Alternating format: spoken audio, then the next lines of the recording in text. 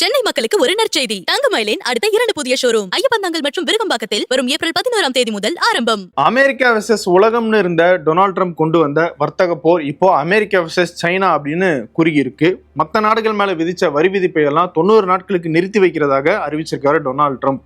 அது மட்டும் இல்ல, ஏற்கனவே அவர் அறிவிச்ச 10% பேஸ் லைன் வரி விதிப்பு அப்படிங்கிறது தொடர போகிறதாகவும் அதுக்கு மேல இருக்கிற எக்ஸ்ட்ரா வரி விதிப்பு தான் நான் நிறுத்தி வச்சிருக்கிறதாகவும் டொனால்ட் ட்ரம்ப் சொல்லியிருக்காரு. அதே நேரம் சைனா மீதான வரி விதிப்பை 125% உயர்த்தியிருக்காரு. காரணம், சைனா அமெரிக்கா விதிச்ச வரி விதிப்புக்கு மாறாக அவங்களும் வரி விதிப்பு செஞ்சாங்க அமெரிக்கா மேல. அதை கண்டிக்கிற வகையில தான் நாங்க வரி விதிப்பை உயர்த்துறோம் அப்படின்னு சொல்றாரு டொனால்ட் ட்ரம்ப். சைனாவும் நிறுத்துறதா கிடையாது, நீங்க எதால எங்களை அட்டாக் பண்றீங்களோ நாங்களும் அதாலேயே உங்களை அட்டாக் பண்றோம்னு சொல்லி அவங்களும் வரி விதிப்பை அதிகரிச்சிருக்காங்க. அமெரிக்கா மேல 84% வரி விதிப்பை செஞ்சிருக்காங்க.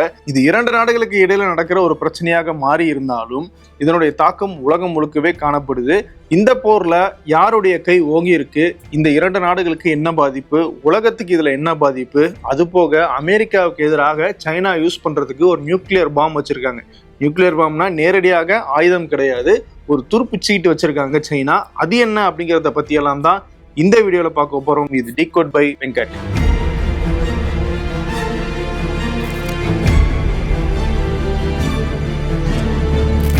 ஏப்ரல் 2ஆம் தேதி உலக நாடுகள் மேல வரி விதிப்பை செஞ்சாரு டொனால்ட் ட்ரம்ப். அதுக்கு பதிலடியாக என்ன செய்யலாம் அப்படின்னு சொல்லி பல்வேறு நாடுகள் யோசிச்சுட்டு இருந்தாங்க.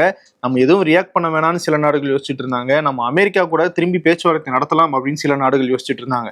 ஆனா ஆள சைனா நாங்க பதிலுக்கு வரி விதிப்பு செய்யறோம் அப்படின்னு சொல்லி அமெரிக்கா மேல வரி விதிப்பு செஞ்சாங்க. இப்போ அந்த பிரச்சனை அமெரிக்காவுக்கும் சைனாவுக்கும் இடையில இருக்கிற ஒரு பிரச்சனையாக மாறி இருக்கு. அப்ப மற்ற நாடுகளை ஏன் டொனால்ட் ட்ரம்ப் விட்டாரு அப்படின்ற விஷயத்துல நம்ம பார்க்கணும்னா, அங்க டொனால்ட் ட்ரம்பினுடைய ஆட்டிடியூட் என்ன அப்படிங்கிறத நம்ம பார்க்கணும். எந்தெந்த நாடுகள்லாம் எங்களோட திரும்பி ஒரு பேச்சுவார்த்தைக்கு வர தயாரா இருக்காங்களோ அவங்க மீதான அந்த வரி விதிப்பை நாங்க மறுபரிசீலனை செய்யறதுக்கு தயாராக இருக்கோம்னு டொனால்ட் ட்ரம்ப் பேசிக்கிட்டே வராரு. அதன் தொடர்ச்சியாக 2 நாட்களுக்கு முன்னாடி டொனால்ட் ட்ரம்ப் எப்படி பேசினார்னா, தொடர்ந்து பல்வேறு நாடுகளுடைய தலைவர்கள் அதிகாரிகள்லாம் அமெரிக்காவுக்கு கால் பண்ணிக்கிட்டே இருக்காங்க. தே ஆர் கிசிங் மை அப்படின்னு சொல்றாரு. அதாவது அவங்க எந்த அளவுக்கும் பணிஞ்சு போறதுக்கு தயாராக இருக்காங்க அப்படிங்கிறத அந்த ஒரு தவறான வார்த்தை மூலமாக சர்வதேச அரங்கில் அவர் பேசுறாரு. அப்படிதான் அமெரிக்காவோட பேச்சுவார்த்தைக்கு வர நாடுகளை அவர் ட்ரீட் பண்றாரு. சைனா என்ன சொல்றாங்கன்னா, நீங்க வரி விதிப்பு போட்டீங்க, அதுக்கு நாங்க திரும்பி வரி விதிப்பு போட்டோம், இதுல பேச்சுவார்த்தை நடத்துறதுல எங்களுக்கு எந்த தயக்கமும் கிடையாது, ஆனா அது ஒரு மியூச்சுவல் ரெஸ்பெக்டோட இருக்கணும், மரியாதை கொடுக்கணும். நீங்க ஃபர்ஸ்ட் மரியாதையே கொடுக்காம நீங்க ஒரு வரி விதிப்பை செஞ்சுட்டு இஷ்டத்துக்கு பேசிட்டு இருப்பீங்க, நாங்க உங்ககிட்ட பேசணுமா? We will fight till the end அப்படின்னு சொல்லி மாசேதுங் பயன்படுத்தின அந்த ஸ்டேட்மெண்ட்டை சைனா திரும்பவும் அழுத்தமாக பதிவு செஞ்சிருக்காங்க. அதனாலதான் அமெரிக்கா எவ்வளவு வரி விதிப்பு செஞ்சாலும் சைனாவும் வரி விதிப்பு செஞ்சுக்கிட்டே இருக்காங்க. இப்போ மற்ற நாடுகள்லாம் பெரிய அளவுல ரியாக்ட் பண்ணல. ஐரோப்பிய யூனியன் மட்டும் 20% வரி விதிப்பை செய்யலாம் அப்படின்னு சொல்லி இன்னைக்கு நினைச்சிருந்தாங்க. ஆனா அதுக்கு முன்னாடி டொனால்ட் ட்ரம்ப் 75 நாடுகள் மீதான அந்த வரி விதிப்பை நிறுத்தி வைக்கிறதாக அறிவிச்சிட்டாரு. அதனால அவங்களும் கைவிட்டுட்டாங்க. சரி, அமெரிக்காவுக்கும் சைனாவுக்கும் இடையில இந்த வர்த்தக போர் தொடங்கி இருக்கு. இதுல யாருக்கு பாதிப்பு அதிகம் அப்படிங்கிற விஷயத்த பார்க்கலாம். அதை நம்ம பார்க்கணும்னா முதல்ல இந்த 2 நாடுகளுக்கு இடையில நடந்துகிட்டு இருக்கிற வர்த்தகம் என்ன அப்படிங்கிறத பார்த்துடலாம். அமெரிக்காவில இருந்து சைனாவுக்கு 145 பில்லியன் அமெரிக்க டாலர்கள் மதிப்பிலான பொருட்கள் ஏற்றுமதி செய்யப்படுது. ஆனா சைனாவில இருந்து அமெரிக்காவுக்கு கிட்டத்தட்ட 445 பில்லியன் அமெரிக்க டாலர்கள் அளவுக்கு பொருட்கள் ஏற்றுமதி செய்யப்படுது. இதுதான் டொனால்ட் ட்ரம்புக்கு பெரிய பிரச்சனை. கிட்டத்தட்ட 300 பில்லியன் அமெரிக்க டாலர்கள் அளவுக்கு டெபிசிட், அதாவது வர்த்தக பற்றாக்குறை நிலவுது.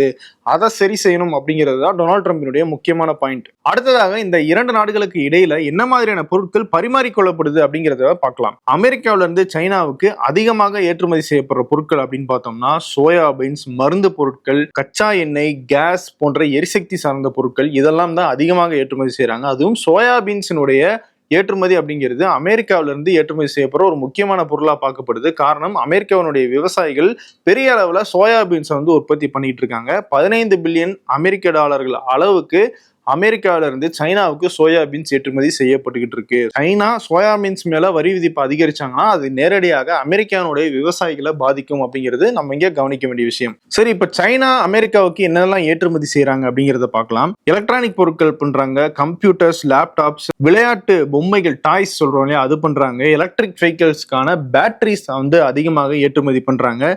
இது போக ஸ்மார்ட் போன்ஸ், ஒட்டுமொத்தமாக 9% அமெரிக்காவுக்குள்ள வர ஸ்மார்ட் போன் சைனால இருந்து வந்துட்டு இருக்கு. குறிப்பா ஆப்பிள் நிறுவனம் சைனாவில் ஒரு தொழிற்சாலையை அமைச்சு அங்க இருந்து உற்பத்தி பண்ணி அமெரிக்காவை கொண்டு வந்துட்டு இருக்காங்க. ஏன் அவங்க அங்க தொழிற்சாலையை நிறுவனாங்கன்னா, போனுக்கு தேவையான பேட்டரி, சிப்ஸ் போன்ற முக்கியமான பொருட்கள் எல்லாம் சைனாவில் குறைந்த விலையில கிடைக்குது. அங்கதான் உற்பத்தி அதிகமாக இருக்கு. அங்கேயே போனா செலவை குறைக்கலாம் தான் ஆப்பிள் நிறுவனம் அங்க போய் ஒரு தொழிற்சாலையை அமைச்சு அங்க இருந்து அமெரிக்காவுக்கு ஏற்றுமதி பண்ணிட்டு இருக்காங்க. இப்ப சைனா மேல இவ்வளவு அதிகமாக வரி விதிப்பு செஞ்சிருக்கிறதுனால ஆப்பிள் நிறுவனம் இந்தியாவில் இருக்கிற தொழிற்சாலைகள்ல இருந்து அமெரிக்காவுக்கு ஏற்றுமதி செய்யலாம் அப்படின்னு சொல்லி ஒரு முடிவு எடுத்திருக்கிறதாகவும் தகவல் வந்துகிட்டு இருக்கு. இப்ப நம்ம கவனிக்க வேண்டிய விஷயம் என்னன்னா, அமெரிக்காவில இருந்து சைனாவுக்கு ஏற்றுமதி செய்யப்படுற பொருட்கள் இல்லாம சைனாவால பெரும்பாலும் சமாளிக்க முடியும். காரணம், இப்போ அமெரிக்காவில இருந்து கச்சா எண்ணெய், எரிசக்தி போன்ற பொருட்கள்லாம் கிடைக்குதுன்னா அது சைனாவுக்கு அவசியம்தான். ஆனா அது இல்லாம ரஷ்யா கிட்ட இருந்தும் சைனாவால வாங்கிக்க முடியும். எப்படியாவது சைனாவால அதை சமாளிக்க முடியும். அதே மாதிரி சோயாபீன்ஸ் உற்பத்தியும் வேற நாடுகள்கிட்ட இருந்து வாங்குறதுக்கான வாய்ப்பு இருக்கு. ஆனா மறுபக்கம் சைனாவில இருந்து அமெரிக்காவுக்கு கிடைக்கிற பொருட்கள் அப்படிங்கிறது ரொம்ப அத்தியாவசியமாகுது. காரணம் அதனுடைய விலை. சைனா அபரிவிதமான உற்பத்தியை பண்ணிட்டு இருக்காங்க. கிட்டத்தட்ட $1 trillion அளவுக்கு அவங்களுடைய உற்பத்தி அப்படிங்கிறது சர்ப்ளஸா இருக்கு. அதாவது தேவைக்கு அதிகமாக இருக்கு. அதுதான் அவங்க உலகம் முழுக்க ஏற்றுமதி பண்ணிட்டு இருக்காங்க. அதனாலதான் அவங்களால குறைந்த விலைக்கு கொடுக்க முடியுது. அப்படிப்பட்ட முக்கியமான எலக்ட்ரானிக்ஸ் பொருட்களை எல்லாம் சைனா அமெரிக்காவுக்கு கொடுத்துட்டு இருக்காங்க. அமெரிக்கா தொழில்நுட்பம் சார்ந்த ஒரு முக்கியமான ஒரு நாடு. தொழில்நுட்பம் சார்ந்த இன்னோவேஷன்ஸ் அமெரிக்கா தொடர்ந்து பண்ணிட்டே இருக்காங்க. அப்படி பண்ற இன்னோவேஷன்ஸ்க்கு எல்லாம் சைனாவில இருந்து கிடைக்கிற எலக்ட்ரானிக்ஸ், கம்ப்யூட்டர்ஸ் போன்ற முக்கியமான பொருட்கள் தேவைப்படுது. அங்கிருந்து வர அந்த மாதிரியான பொருட்களுக்கு வரி விதிப்பு அதிகமாச்சுன்னா அமெரிக்காவில் அது பெரிய தாக்கத்தை ஏற்படுத்தும் அப்படிங்கிறது இங்க நம்ம கவனிக்க வேண்டிய விஷயமா இருக்கு. அதே மாதிரி சில முக்கியமான கனிம வளங்களும் சைனா அமெரிக்காவுக்கு ஏற்றுமதி பண்ணிட்டு இருக்காங்க. அதுல முக்கியமா கவனிக்க வேண்டியது என்னன்னா, ஜெர்மானியம், கேலியம் சொல்லுவாங்க. இதெல்லாம் ஆயுத தொழிற்சாலைகளுக்கு ரொம்ப முக்கியமான ஒரு கனிம வளமா இருந்துட்டு இருக்கு. அது மட்டும் இல்ல, சிப்ஸ் ரெடி பண்றாங்க இல்லையா, செமிகண்டக்டர் சிப்ஸ், அந்த மாதிரியான விஷயங்களுக்கும் இந்த கனிம வளங்கள் ரொம்ப முக்கியம். இது ரேர் எர்த் மெட்டல் சொல்லுவாங்களா, அந்த அடிப்படையில வருது. இது மற்ற நாடுகள்கிட்ட எல்லாம் பெரிய அளவுல கிடைக்காது. அப்போ சைனா இதை கொடுக்கலன்னா அமெரிக்காவுக்கு அதுவும் ஒரு தாக்கத்தை ஏற்படுத்தும். ஆனா இன்னொரு பக்கம் பார்த்தோம்னா, சைனா மேல தொடர்ந்து அமெரிக்கா பல்வேறு தடைகளை விதிச்சுட்டு இருக்காங்க. இது எப்போதுல இருந்துன்னா 2014 டொனால்ட் ட்ரம்ப் ஆட்சிக்கு வந்தார்ல, அப்போ இருந்தே இருக்கு. அதுக்கப்புறமா பைடனும் அதை தொடர்ந்து இருக்காரு. உதாரணத்துக்கு எடுத்துக்கணும்னா, ஆர்டிபிஷியல் இன்டெலிஜென்ஸ் மாடல் உருவாக்குறதுக்கு தேவையான ஹை ஸ்பீட் செமிகண்டக்டர்ஸ் இருக்குல்ல, அதை வெளிநாடுகளுக்கு குறிப்பா சைனாவுக்கு ஏற்றுமதி செய்யக்கூடாதுன்னு பைடன் அரசாங்கம் ஒரு தடையை விதிச்சாங்க. அதனால சைனா ஏஐல மட்டும் அமெரிக்காவோட போட்டி போட முடியாது அப்படிங்கிற ஒரு நிலைமை ஏற்படும்னு அவங்க நினைச்சாங்க. ஆனா சைனா டீப்சீக் அப்படின்னு சொல்லி ஒரு குறைந்த விலையில அதிக திறன் கொண்ட ஒரு ஏஐ உருவாக்கிட்டாங்க. அந்த அடிப்படையில பார்த்தோம்னா, அமெரிக்காவில ஒரு பொருள் சைனாவுக்கு போகாம இருந்துச்சுன்னா அதனால சைனாவுடைய உற்பத்திக்கு பெரிய அளவுல பாதிப்பு ஏற்படாது. மாறாக சைனாவில இருந்து ஒரு பொருள் அமெரிக்காவுக்கு போகாம இருக்குன்னா அது அமெரிக்கானுடைய உற்பத்திக்கு ஒரு பாதிப்பை ஏற்படுத்தும். ஸோ இதுதான் இங்க இருக்கிற கள நிலவரம். இங்க அமெரிக்காவும் டொனால்ட் ட்ரம்பும் ஒரு விஷயத்தை முக்கியமா கவனிக்கணும். 1970களில் அமெரிக்காவினுடைய சர்வதேச வர்த்தகம் அப்படிங்கிறது ஒட்டுமொத்த வர்த்தகத்துல 14% இருந்துச்சு. அப்போ சைனாவினுடைய ஒட்டுமொத்த உலக வர்த்தகம் அப்படிங்கிறது வெறும் 1% தான். ஆனா இன்னைக்கு சிச்சுவேஷன் அப்படியே ரிவர்ஸ் ஆயிருக்கு. இன்னைக்கு சைனா 14% உலக வர்த்தகத்தை வச்சிருக்காங்க. அமெரிக்கா 10% தான் தங்களுடைய கையில வச்சிருக்காங்க. அதை நீங்க சைனா எவ்வளவு ஏற்றுமதி பண்ணுது, அமெரிக்கா எவ்வளவு ஏற்றுமதி பண்றது அப்படிங்கிற அந்த டிஃபரன்ஸ்லயே தெரிஞ்சிருக்கும். அமெரிக்கா இம்போர்ட் பண்ற நாடாக மாறிட்டாங்க. சைனா அதிக அளவுல எக்ஸ்போர்ட் பண்ற நாடாக மாறிட்டாங்க. அதே போல பைடன் ஆட்சியிலும் சரி, டொனால்ட் ட்ரம்பினுடைய முந்தைய ஆட்சியிலும் சரி, சைனா மேல வரி விதிப்புகள் செய்யப்பட்டுட்டு தான் இருந்துச்சு. 30% வரைக்கும் வரி விதிப்பு செஞ்சிருக்காங்க அதிகபட்சமாக. இவ்வளவு தூரம் பண்ணது கிடையாது. அப்போல்லாம் சைனா இன்னொரு ஸ்ட்ராட்டஜியை ஃபாலோ பண்ணியிருக்காங்க. உதாரணத்துக்கு இந்த சோலார் பேனல் தொடர்பான அந்த எக்யூப்மெண்ட்ஸ் எல்லாம் சைனாவில இருந்து இம்போர்ட் பண்ணோம்னா அதிக வரி விதிப்பு செய்யப்படும் சொல்லி அமெரிக்கா அறிவிக்கிறாங்க. சைனா என்ன பண்ணாங்கன்னா, மலேசியா, வியட்நாம், தாய்லாந்து போன்ற நாடுகளுக்கு அந்த எக்யூப்மெண்ட்ஸ் எல்லாம் அனுப்பி அங்க இருந்து அமெரிக்காவுக்கு ஏற்றுமதி பண்ண ஆரம்பிச்சாங்க. அந்த நாட்டினுடைய நிறுவனங்கள் கிட்ட இருந்து அமெரிக்காவுக்கு இம்போர்ட் பண்ற மாதிரியான கணக்காகுது. ஆனா மறைமுகமாக அமெரிக்காவுக்கு சைனா தான் அந்த சப்ளையை பண்ணிக்கிட்டு இருந்திருக்காங்க. இப்படி சைனா உலக அளவுல ஒரு பெரிய ஏற்றுமதி நாடாக கிளை பரப்பி வச்சிருக்காங்க. அந்த நிலைமையை மாற்றணும் அப்படிங்கிறது டொனால்ட் ட்ரம்பினுடைய அஜெண்டால இருக்கிற முக்கியமான விஷயம். அமெரிக்கா ஒரு மார்க்கெட்டா இருக்கு, அதாவது நுகர்வு சந்தையாக இருக்கே தவிர அது மற்ற நாடுகளை ஒரு நுகர்வு சந்தையாக மாத்துற நிலைமையில இல்ல. அந்த இடத்த சைனா பிடிச்சிட்டாங்க அப்படிங்கிறது டொனால்ட் ட்ரம்புக்கும் அமெரிக்காவுக்கும் நல்லா தெரிஞ்சிருக்கு. அந்த நிலைமையை மாத்துறது தான் இந்த வர்த்தக போர்ல டொனால்ட் ட்ரம்புக்கு இருக்கிற ஹிடன் அஜெண்டா அப்படின்னு சொல்றாங்க சர்வதேச பொருளாதார நிபுணர்கள். சரி, இதுல அமெரிக்காவுக்கு தான் அதிக பாதிப்பு இருக்குன்ற மாதிரி சொல்றீங்களே, சைனாவுக்கு பாதிப்பே இல்லையா? கண்டிப்பாக இருக்கு சைனாவுக்கும். ஏன்னா சைனாவினுடைய உற்பத்தி இதுல சரியறதுக்கான வாய்ப்பு இருக்கு. அந்த உற்பத்தி சரிஞ்சுச்சுன்னா சைனாவினுடைய பொருளாதாரத்துல தாக்கம் ஏற்படும். பொருளாதாரத்துல தாக்கம் ஏற்பட்டுச்சுன்னா வேலை வாய்ப்புகள் குறையும். இது சைனாவுக்குமே பிரச்சனையான விஷயம்தான். ஆனா இதை டேக்கிள் பண்றதுக்கு சைனா சில முக்கியமான விஷயங்களை தங்களுடைய கையில வச்சிருக்காங்க. அதுல ஒண்ணுதான் நான் சொன்ன அந்த நியூக்ளியர் பாம். அந்த நியூக்ளியர் பாம் என்ன அப்படிங்கிறதுக்கு அடுத்து வர அதுக்கு முன்னாடி ஒரு முக்கியமான பாயிண்ட் என்னன்னா, நான் ஏற்கனவே சொன்ன மாதிரி சைனா கிட்டத்தட்ட $1 trillion அளவுக்கு சர்ப்ளஸ் ஆக, அதாவது தேவைக்கு அதிகமாக உற்பத்தி திறனை வச்சிருக்கு. இப்ப அந்த பொருட்கள்ல ஒரு குறிப்பிட்ட சதவீதமான பொருட்களை அமெரிக்காவுக்கு அனுப்ப முடியல அப்படின்னா அந்த பொருட்களை தன்னுடைய எக்ஸ்போர்ட் நெட்வொர்க் மூலமாக மற்ற நாடுகளுக்கு டம்ப் பண்றதுக்கான ஏற்பாடுகளை சைனா இனி பண்றதுக்கான வாய்ப்பு ரொம்பவே அதிகம். அதுக்கான முயற்சிகள்ல சைனா ஈடுபட்டு இருக்காங்க. அது எப்படி முயற்சி பண்ணுவாங்கன்னா, மற்ற நாடுகளோட டைப் பண்றது, நம்ம இன்னும் ஒரு ஃப்ரீ ட்ரேட் அக்ரிமெண்ட்டுக்குள்ள வருவோம், நமக்கு இடையில இந்த வர்த்தகத்தை மேம்படுத்திக்கலாம் அப்படின்னு சொல்லி எங்கெங்கெல்லாம் ஆப்பர்ச்சுனிட்டிஸ் இருக்கு அப்படின்னு சொல்லி சைனா ட்ரை பண்ணிட்டு இருக்காங்க. அதுல இந்தியா கிட்ட வந்ததாகவும் இந்தியா அந்த ஆப்பர்ச்சுனிட்டி வேணாம் அப்படின்னு சொல்லி நிராகரிச்சதாகவும் ஒரு தகவல் இருக்கு. ஆஸ்திரேலியாவும் அதை நிராகரிச்சிருக்கிறதாக தகவல் வருது. ஐரோப்பிய யூனியனை தங்களுக்கான ஒரு நல்ல வாய்ப்பாக சைனா பார்த்தாங்க. அவங்களோடையும் பேச்சுவார்த்தையை தொடங்கி இருக்கிறதாக தகவல் வந்திருக்கு. ஆனா ஐரோப்பிய யூனியன் இப்போ டொனால்டு ட்ரம்ப் தங்கள் மீதான அந்த வரி விதிப்பை நிறுத்தி வச்சிருக்கிறதுனால அவங்களும் அந்த வரி விதிப்பை நிறுத்தி வச்சிருக்காங்க. அதனால ஐரோப்பிய யூனியன் சைனாவோட ஒரு டைப்புக்கு போவாங்களா அப்படிங்கிறது ஒரு பெரிய கேள்விக்குறி தான். மற்ற ஆசியான் நாடுகள், ஆசியாவில் இருக்கிற மற்ற நாடுகளோடையும் சைனா பேசிட்டு இருக்கிறதாக தகவல் வந்துகிட்டு இருக்கு. ஸோ அந்த நாடுகள் மேல தங்களுடைய பொருட்களை எடுத்துட்டு போய் குறைந்த விலைக்கு சப்ளை பண்ணாங்க அப்படின்னா அந்த நாடுகள்ல ஏற்கனவே அதே பொருட்களை உற்பத்தி செஞ்சிட்டு இருக்கிற நிறுவனங்கள் இதனால பாதிக்கப்படுறதுக்கான வாய்ப்பு இருக்கு. அந்த நிறுவனங்களுடைய பொருட்கள் வாங்கப்படாது. அதனால அந்த நிறுவனங்கள் பாதிப்பாகும், அவங்களுடைய வேலை வாய்ப்புகள் கட் ஆகும். ஸோ இப்படி ஒரு மறைமுகமான ஒரு தாக்கத்தையும் சைனாவால உலக அளவுல ஏற்படுத்த முடியும். உதாரணத்துக்கு ஸ்டீலை சைனா அதிகமா உற்பத்தி பண்றாங்க. அதை யுனைடெட் கிங்டம்குள்ள டம்ப் பண்றதுக்கான வாய்ப்பு இருக்கு அப்படின்னு சொல்லி யுனைடெட் கிங்டம் அரசாங்கமே அதை பத்தி யோசிச்சுட்டு இருக்கிறதா தகவல் வந்துகிட்டு இருக்கு. இதுல முக்கியமான பிளஸ் பாயிண்டா சைனா பாக்குறது என்னன்னா, தங்களை ஒரு நம்பகத்தன்மை வாய்ந்த ஒரு பார்ட்னராக உலக அரங்கில நிறுத்த முடியும் அப்படிங்கிறது சைனாவினுடைய முக்கியமான பார்வை. ஏன்னா அமெரிக்காவில் டொனால்டு ட்ரம்ப் வந்ததுக்கு அப்புறம் எப்போ எது நடக்குன்னே தெரியல. காலையில ஒண்ணு சொல்றாரு, சாயந்தரம் ஒண்ணு சொல்றாரு, திரும்பி காலையில எழுந்திரிச்சு பார்த்தா வேறையா இருக்கு. இப்படி ஒரு அன்சர்டனிட்டியாக இருக்கிற நேரத்துல அமெரிக்காவையும் டொனால்டு ட்ரம்பையும் நம்பலாமா வேணாமா அப்படின்னு சொல்லி உலக சந்தைகளே ஒரு சந்தேகத்துல இருக்கும்போது சைனா நாங்க அந்த மாதிரி எல்லாம் கிடையாது, எங்களுடைய பார்ட்னர்ஷிப்ல உலக வர்த்தகத்துல ஒரு ஃப்ரீ ட்ரேட்ல ஒரு முக்கியமான இடத்துல நாங்க இருக்கோம், நாங்க ஸ்ட்ராங்கா இருக்கோம் அப்படிங்கிறத மற்ற நாடுகள்கிட்ட சொல்லிட்டு இருக்காங்க. அதை ஒரு முக்கியமான பாயிண்டா வச்சிட்டு இருக்காங்க. இதன் மூலமாக அமெரிக்காவை விட உலக அளவுல ஒரு முக்கியமான பவராக சைனா தங்களை முன்னிறுத்திக்க முடியும் அப்படிங்கிற ஒரு வாய்ப்பை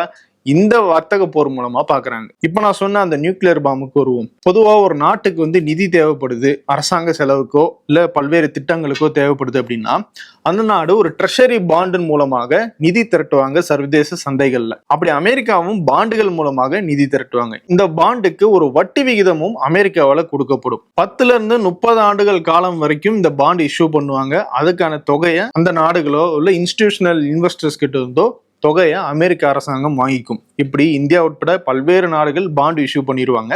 இந்த பாண்ட்ஸ் ரொம்ப சேஃபஸ்டான இன்வெஸ்ட்மெண்ட்டா பாக்குறாங்க. ஏன்னா அமெரிக்க அரசாங்கம் அதுக்கான உத்தரவாதத்தை கொடுக்குது அப்படிங்கிறதுனால இப்படிப்பட்ட பாண்டுகள் பல்வேறு நாடுகள் வாங்கி வச்சிருப்பாங்க. அதுல குறிப்பா சைனா $760 பில்லியன் அளவுக்கு அமெரிக்காவினுடைய அந்த ட்ரெஷரி பாண்ட்ஸை வாங்கி வச்சிருக்காங்க. இதுதான் நான் சொன்ன அந்த நியூக்ளியர் பாம். $760 பில்லியன் அப்படிங்கிறது மிகப்பெரிய தொகை. ஏன்னா அமெரிக்காவினுடைய ட்ரெஷரி வெளியிட்ட பாண்டுகளுடைய மொத்த அளவுல 9% சைனா கிட்ட மட்டுமே இருக்கு. சரி, அதை எப்படி சைனா ஆயுதமாக யூஸ் பண்ணணும்னு சொல்றீங்கன்னு ஒரு கேள்வி வருதுல்ல. அதுக்கு இந்த பாண்ட் எப்படி ஒர்க் ஆகுது அப்படிங்கிறத கொஞ்சம் பொருளாதார ரீதியாக நம்ம புரிஞ்சுக்க வேண்டியதா இருக்கு. அமெரிக்கா இந்த பாண்டை வெளியிடும் போது அதுக்கு ஒரு விலை வச்சிருப்பாங்க.